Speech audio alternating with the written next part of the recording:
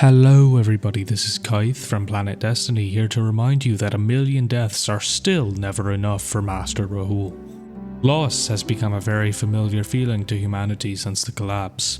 For decades it seemed as though every step forward was then followed by 2 steps back. We have been blindsided again and again by tragedy, from the collapse to Crota to Oryx's attack on Sol and Gaul's invasion of the last city.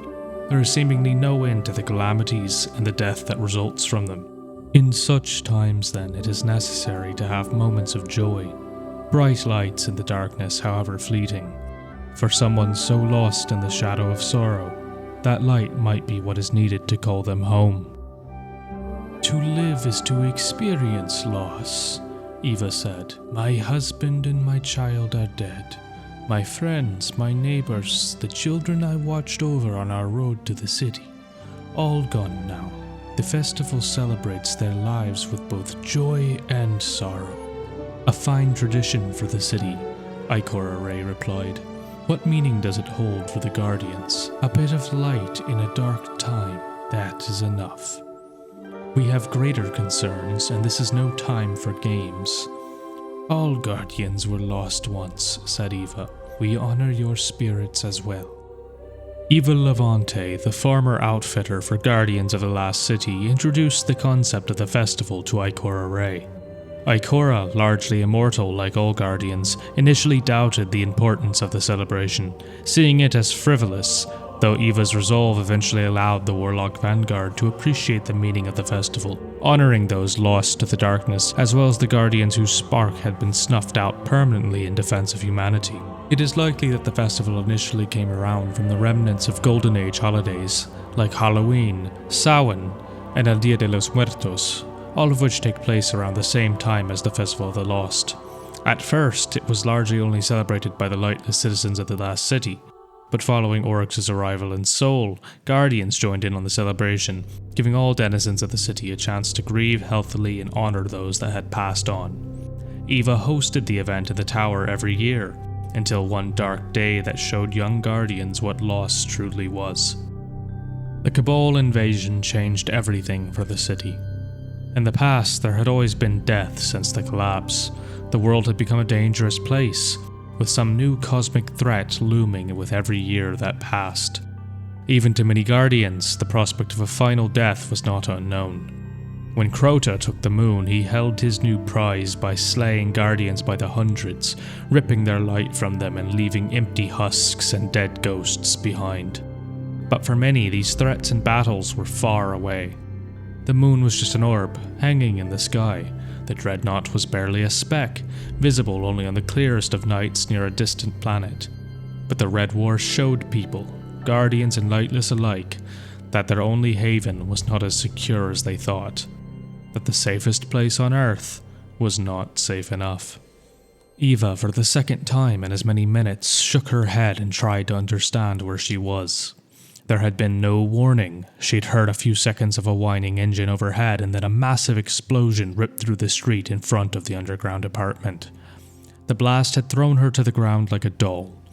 Everything hurt, and from somewhere close by she could hear the guttural sound of Cabal soldiers.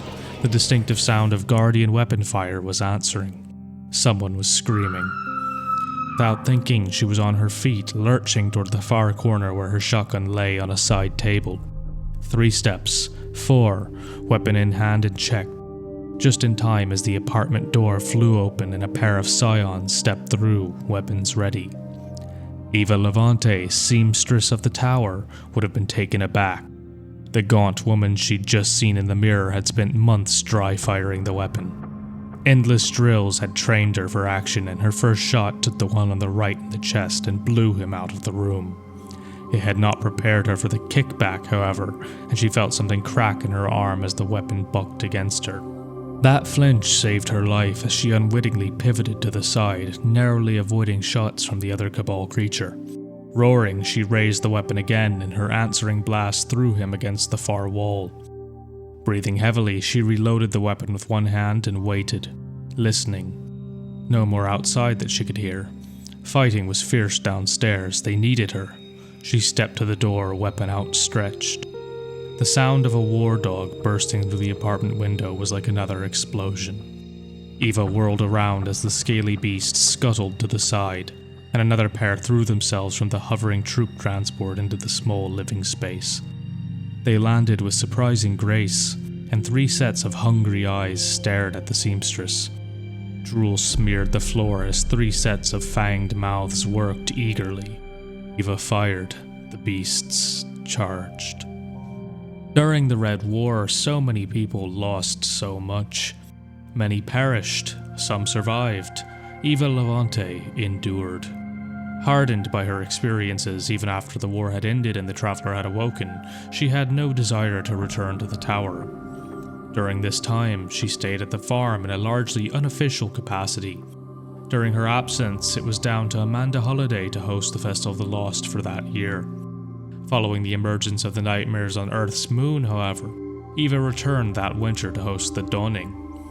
She was not entirely the same, however, beaten and reshaped by trauma, yet the kindness that inspired her to bring these holidays to the tower was never lost. Unfortunately, by the time the Festival of the Lost returned again, there was an even bigger shadow looming over Seoul. The arrival of the pyramids brought with it a universal feeling of dread for almost all entities in the Seoul system.